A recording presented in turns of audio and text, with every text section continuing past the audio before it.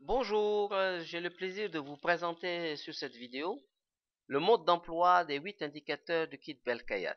Et pour cela, je vais commenter comment nous avons pu émettre notre premier signal hier à nos abonnés, qui était un signal acheteur de l'euro à 1,4250 et avec un gain de 70 pips. Alors voilà comment ça se présente. Premièrement, nous regardons le graphique ici et nous voyons sur le radar, puisque nous sommes sur un graphique ici de 30 minutes, que sur le radar, nous avons vu que le 4 heures était vert. Donc, c'est très important lorsqu'on se positionne sur le 30 minutes de regarder dans quelle tendance est le 4 heures. Donc, comme le 4 heures est vert, nous étions aux aguets pour un signal d'achat. Lorsque hier, le marché a cassé avec force le pivot du daily, nous avons posé un achat stop ici pour dire que si on casse avec force le pivot du weekly, on va être acheteur. Donc nous avons eu notre signal d'achat qui s'est déclenché tout simplement ici, en pleine tendance haussière. Et ensuite, nous avons attendu d'avoir ce signal-là qui nous a demandé d'encaisser les 70 pips.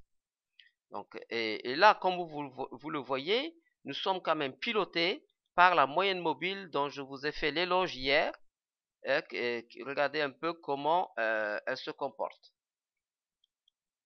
Et ensuite, là, je vais faire le commentaire sur le centre de gravité et sur les vagues d'Elliott. Comme on l'en voit ici, nous sommes rentrés à ce niveau-là.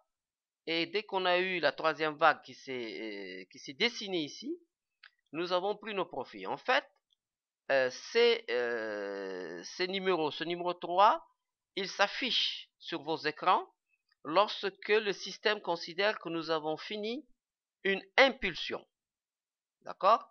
Et bien sûr, il peut un jour, il s'affiche et puis ensuite, il y a la bougie qui vient exploser le plus haut. Et dans ce cas-là, le 3 va remonter encore.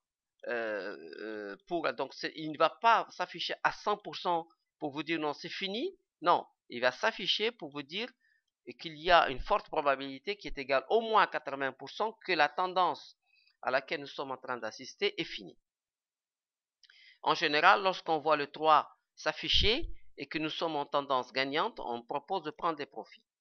Puis là, on voit, puis le marché est revenu, mais il est revenu tester les plus bas du centre de gravité. Alors le centre de gravité à lui tout seul, il mérite que je fasse une vidéo pour expliquer comment ça fonctionne. Et éventuellement, si les abonnés le souhaitent, je pourrais faire une vidéo pour chacun des 8 indicateurs pour expliquer en détail comment les combiner, comment les utiliser. Pour le moment, nous allons voir ce qu'on doit faire tout de suite, là maintenant,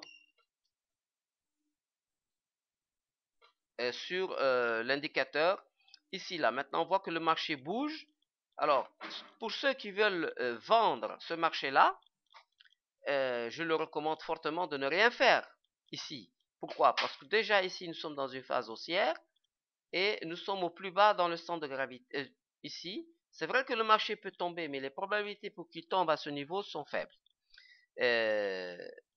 Alors, je vais sauter tout de suite pour voir cet indicateur-là que j'aime beaucoup. Alors, cet indicateur, il nous dit que normalement la tendance vient devant vous, il vient de se préparer. Vous avez vu comment il a réagi, donc avec cette baisse-là. Donc, nous dirigeons vers midi 15. C'est extraordinaire parce qu'on peut avoir la date et l'heure à laquelle on peut s'attendre à un retournement de tendance. Donc, là, le marché est en train de tirer vers le bas.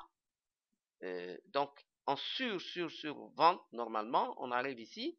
Mais surtout, ce qui est intéressant de voir, c'est que par rapport à l'heure de maintenant, il est midi, heure française, il doit être 11h11. Et donc, dans environ une heure, on devrait assister à un retournement de tendance de ce marché. Donc, c'est vous dire la force de cet indicateur. Bien, ben, écoutez, j'ai presque fini les 5 minutes, donc je vais m'arrêter pour le moment là. C'est vrai que je vais avoir besoin de 5 minutes à chaque fois par indicateur. À tout à l'heure.